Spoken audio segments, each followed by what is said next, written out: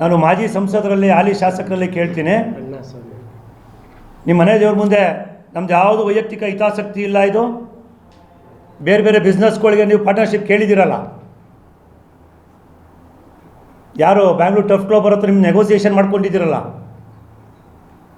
Golf ಕ್ಲಬ್ಗೆ ನಮಗೆ ಇಷ್ಟು ಜಾಗ ಬಿಡ್ಬೇಕು, ನೀವು ಒಳಗಡೆ ರೆಸಾರ್ಟ್ ಮಾಡಲಿಕ್ಕೋ, ಕನ್ವೆನ್ಷನ್ ಸೆಂಟರ್ಗಳು ಮಾಡಲಿಕ್ಕೋ, ಬೇರೆ ಬೇರೆ ಆ್ಯಕ್ಟಿವಿಟೀಸ್ಗಳಿಗೆ ನಿಮ್ಮ ಅಭಿವೃದ್ಧಿಗೋಸ್ಕರ, ನಿಮ್ಮ ಆರ್ಥಿಕ ಅಭಿವೃದ್ಧಿಗೋಸ್ಕರ ಬಂಡವಾಳ ಹಾಕಕ್ಕೆ ರೆಡಿ ಇದ್ದೀರಲ್ಲ.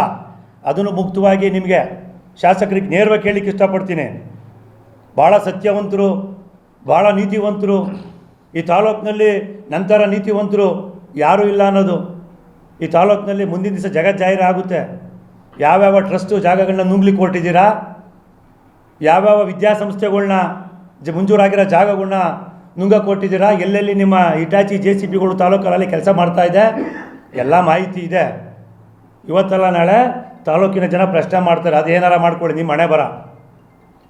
ಪಾರಂಪರಿಕವಾಗಿ ಇತಿಹಾಸ ಇರುವಂಥ ಈ ಒಂದು 400 ಎಕರೆ ಜಾಗವನ್ನು ಕಬಳಿಸಿ ಕೊಟ್ಟಿದ್ದೀರಲ್ಲ, ದಯಮಾಡಿ ಮಾನ್ಯ ಶಾಸಕರು ನಾನು ಕೈ ಮುಗಿ ಮನವಿ ಮಾಡ್ಕೊಳ್ತೀನಿ.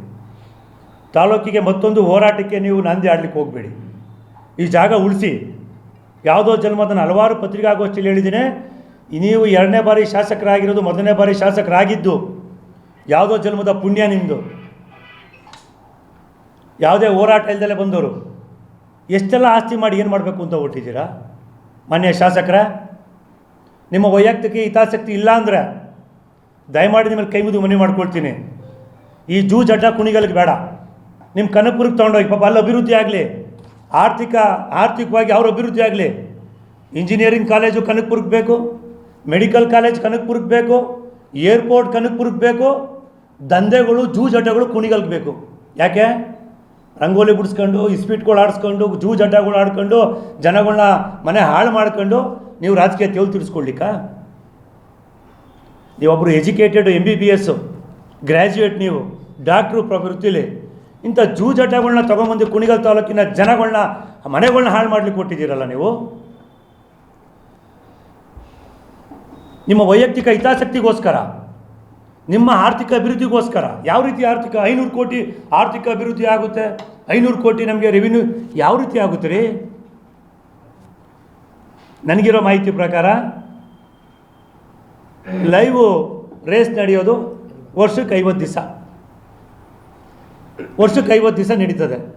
ಇನ್ನು ಮಿಕ್ಕಿದ ದಿವಸ ಏನು ಯಾವ ರೀತಿ ಆರ್ಥಿಕ ಚಟುವಟಿಕೆಗಳು ನಡೀತವೆ? ಲಾಡ್ಜ್ಗಳು ಬಂದ್ಬಿಡ್ತವೆ, ರೆಸಾರ್ಟ್ಗಳು ಬಂದ್ಬಿಡ್ತವೆ.